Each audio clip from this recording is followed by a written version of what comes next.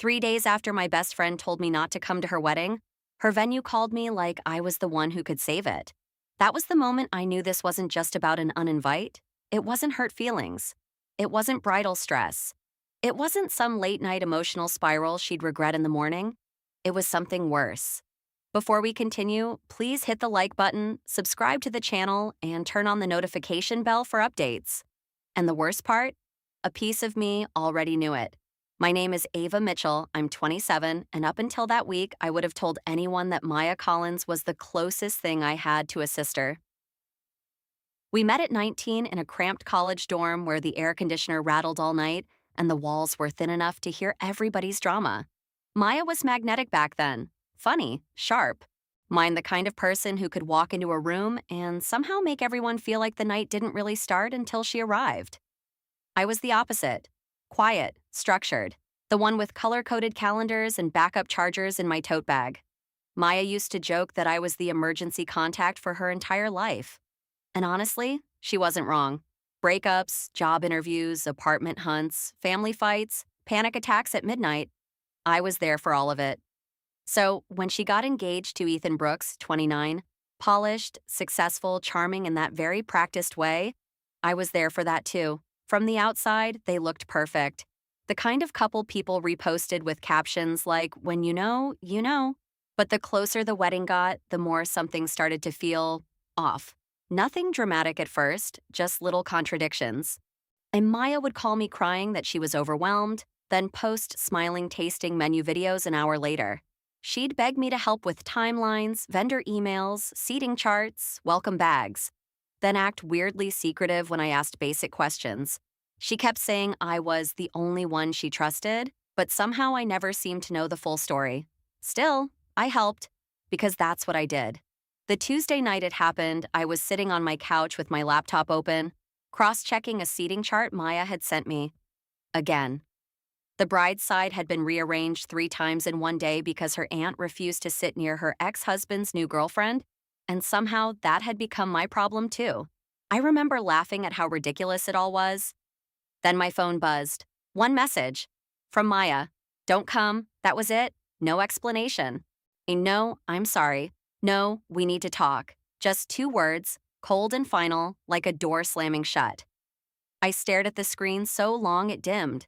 Then I unlocked it again, read it again, checked the thread, scrolled up. Dress photos, voice notes, cake tasting complaints, her asking me whether ivory heels looked too bridal but not bridal enough. Our entire friendship was still sitting there in blue and gray bubbles, alive and normal. And at the bottom of it, like a blade, those 2 words. Don't come. What do you even do with that? Do you call? Do you beg? Do you ask what you did wrong? I almost did. My thumb hovered over her name, but something in the message stopped me. It didn't sound impulsive. It sounded decided. Like this conversation had already happened somewhere without me. So I put the phone down, and I disappeared.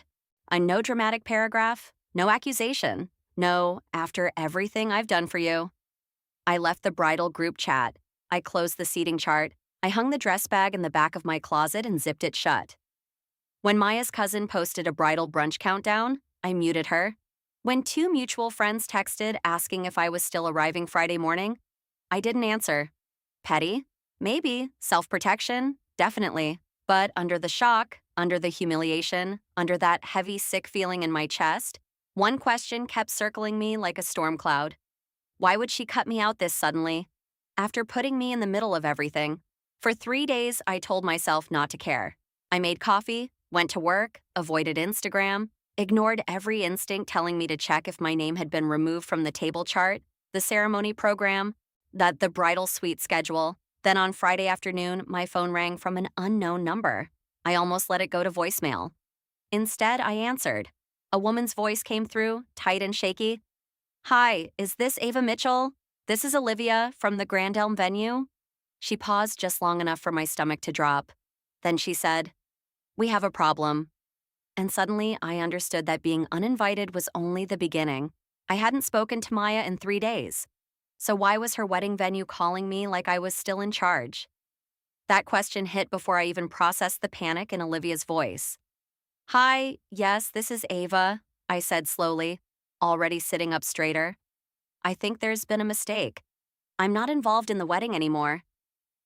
There was a pause on the other end. Not confusion, something heavier. I like she was trying to figure out how to say what came next. I. I'm sorry. What do you mean? Olivia asked. You're listed as the primary coordinator on all documents. That word, primary, landed wrong.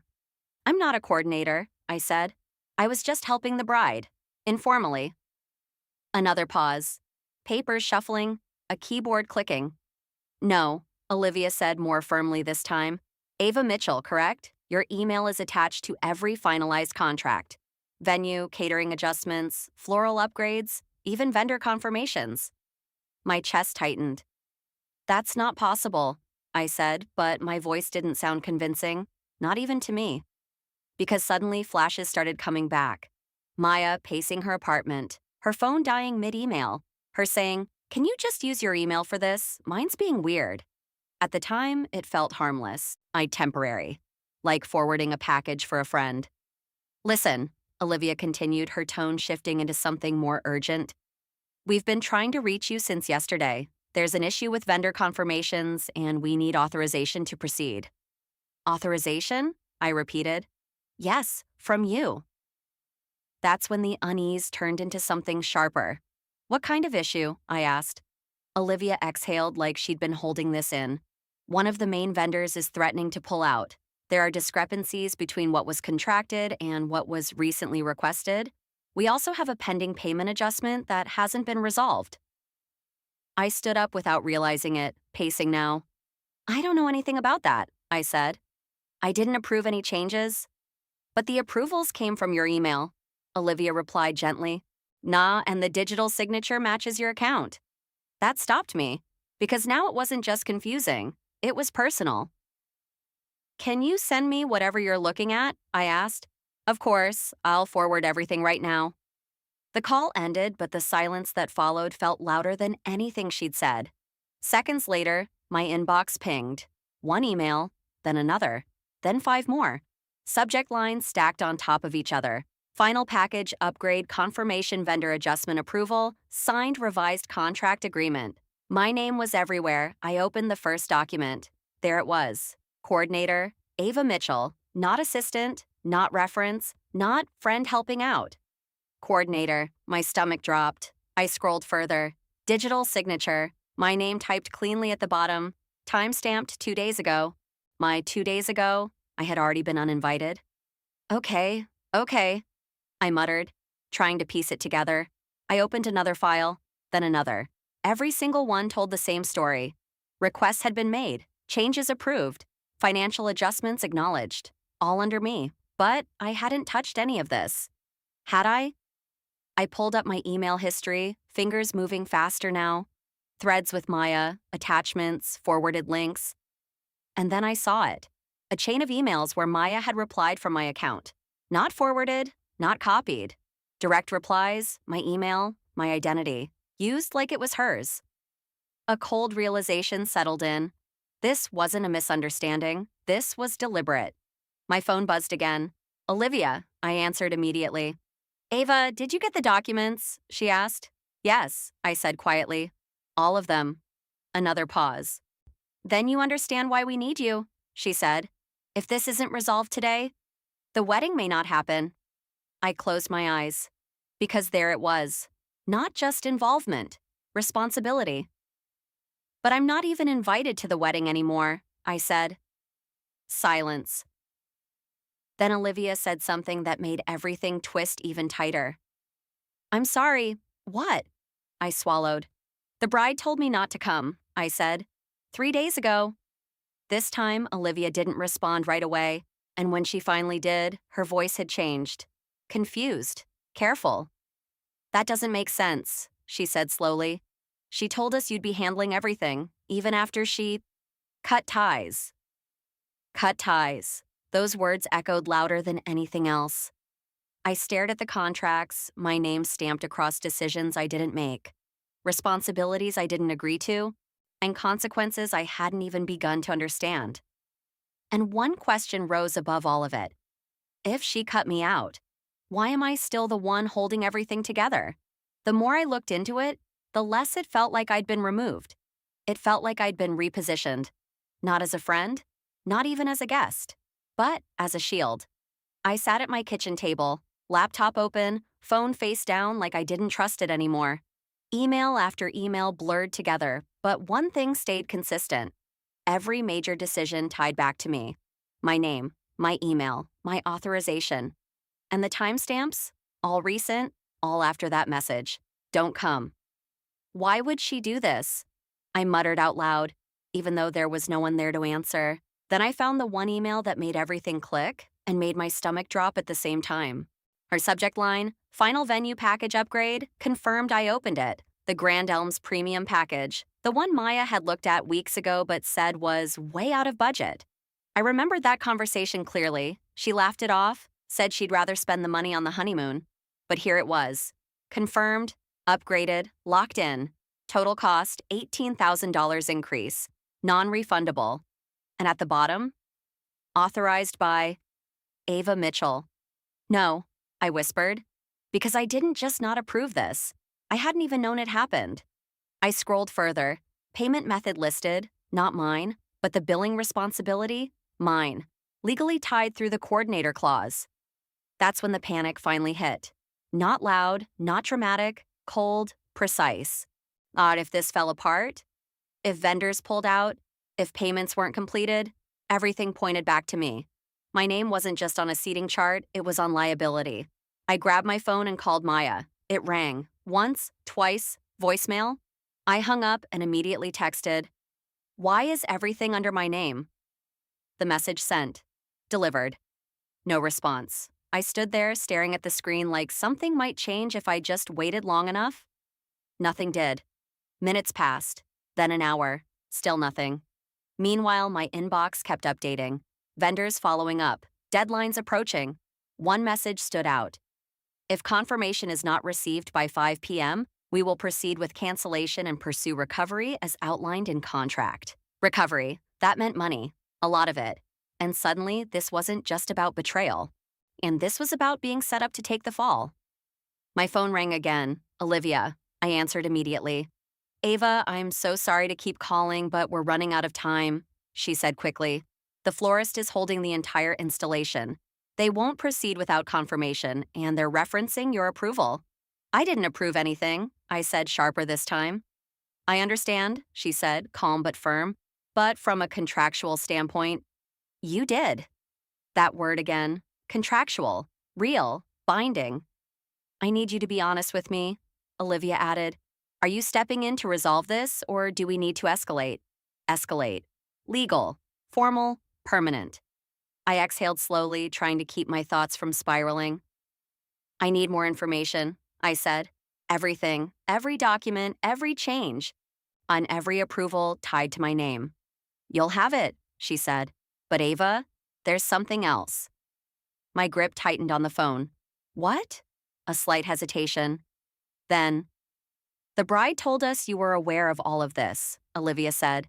"She said you agreed to handle everything, even after she distanced herself from you." Distanced. Handled everything.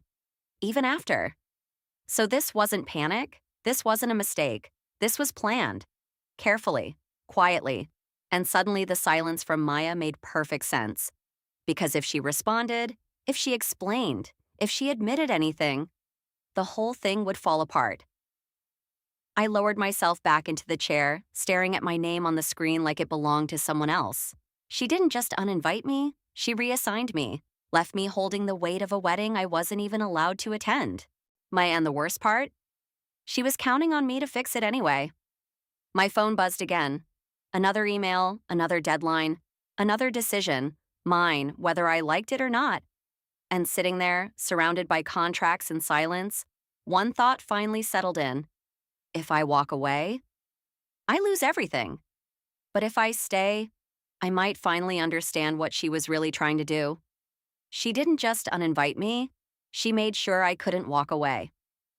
That realization didn't hit all at once. It settled in slowly, like a weight pressing down on my chest the longer I stared at those documents.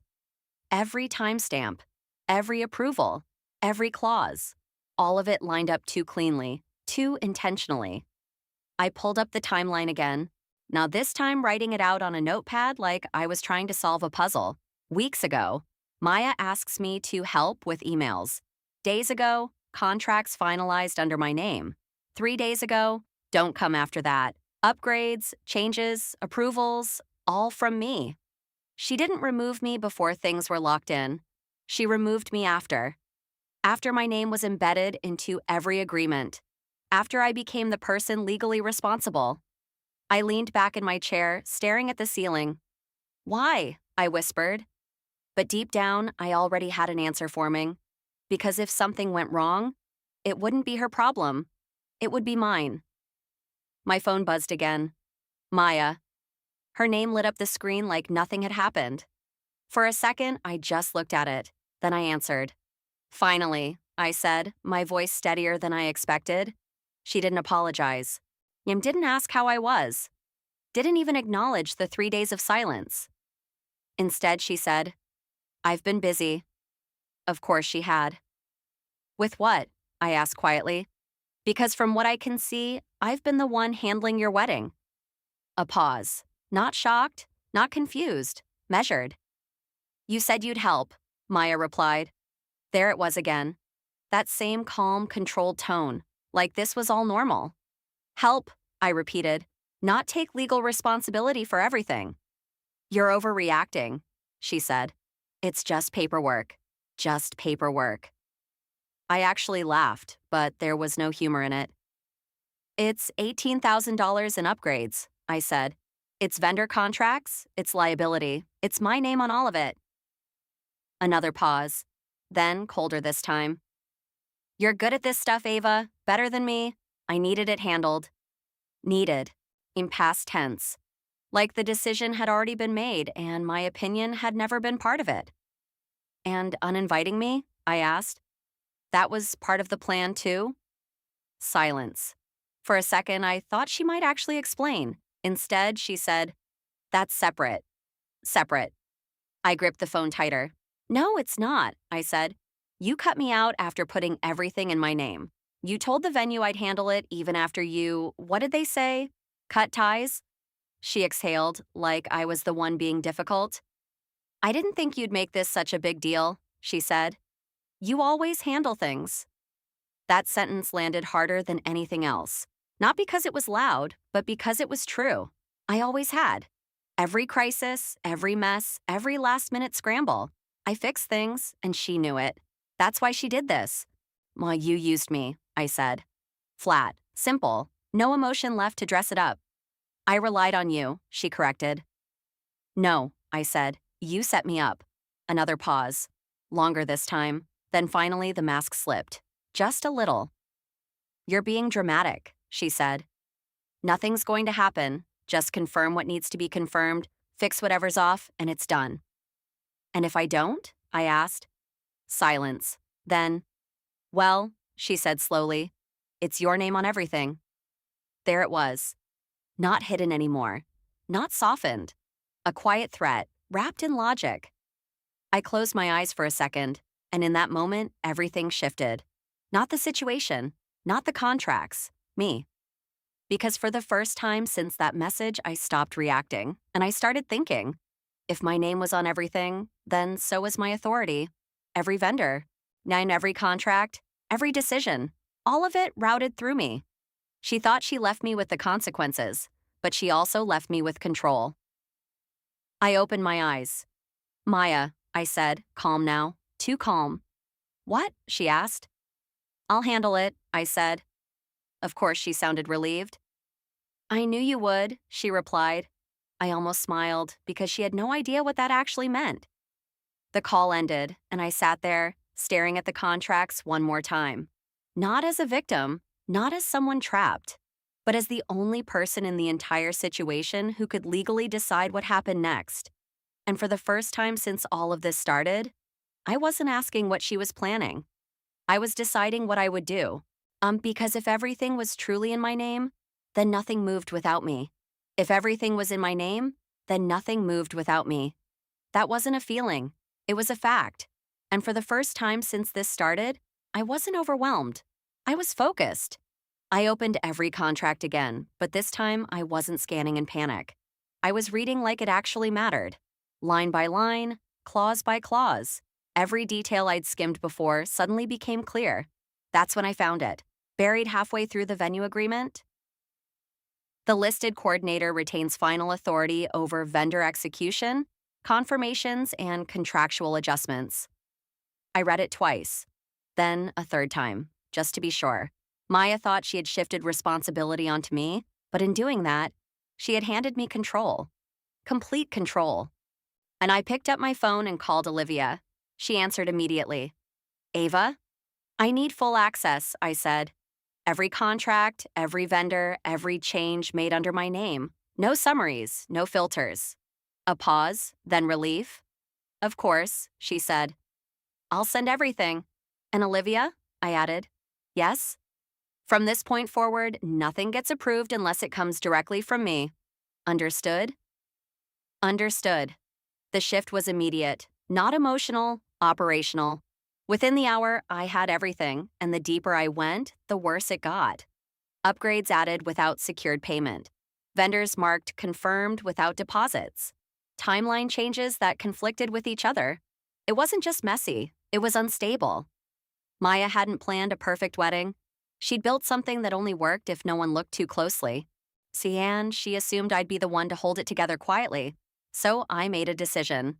Not out of anger, not even out of revenge. Out of precision. I started making calls. First, the venue. Revert to original package, I said. The upgraded package was not properly authorized with secured payment. Then catering. Remove premium additions. Reinstate initial agreement. Then floral. Proceed only within confirmed, paid scope. No extensions. Every call was calm, clear, documented, no emotion, just correction. By the time I was done, the entire wedding had shifted. Not ruined, not canceled, but stripped down to exactly what had been legitimately agreed to. Nothing more, nothing inflated, nothing risky. Then I sent one final email to Olivia and CC'd every vendor. My subject, final authorization confirmation. All contracts previously altered without proper authorization have been corrected. Only original verified agreements remain valid under my name. Effective immediately, I am no longer associated with this event in any capacity beyond these finalized terms. Clean, final, done. Then, after a long pause, I texted Maya, just one message. Everything under my name has been corrected. You're no longer attached to my work. No accusation, no explanation, no invitation for a response. But she responded anyway, immediately, calls, one after another. I watched her name light up my phone. Didn't answer. Then texts. What did you do? Why are vendors calling me? Ava, pick up. I didn't, because there was nothing left to say. The consequences came fast. Exactly as they were always going to. Without the upgrades, the wedding looked different, smaller, simpler. The luxury elements Maya had shown off online, gone. Vendors demanded upfront payments now that everything was properly structured. Some refused to re-extend services without immediate confirmation. There were delays, confusion, tension. I heard about it through mutual friends, even the ones I hadn't spoken to. Something's off with the wedding. Plans changed last minute. Maya's been stressed. Of course she was, because for the first time, everything rested on her, not me. And me? Nothing collapsed. No legal emails, no financial demands, no reputation damage. Because everything tied to my name had been handled correctly. A week later, Olivia called again. But this time, her voice wasn't shaking. No, I just wanted to say, you handled that better than most professionals I've worked with, she said. I leaned back, staring out my window. Thank you, I replied. If you're ever looking to take on clients independently, she added, I'd be happy to refer you. That part stuck, because until then, I hadn't really considered it. But now it felt obvious. 2 months later, I wasn't assisting anyone. I was running my own bookings. Small events at first, then bigger ones. Clients who respected boundaries. Contracts with my name, on my terms. And one afternoon, while organizing my contacts, I paused on hers. Maya Collins. For a second, I just looked at it. All those years, all those memories, all that trust, reduced to a name on a screen. Then I deleted it. Not out of anger, not even out of hurt. Just completion. Because the truth was simple. She told me not to come. So I didn't. I just made sure nothing of mine stayed behind.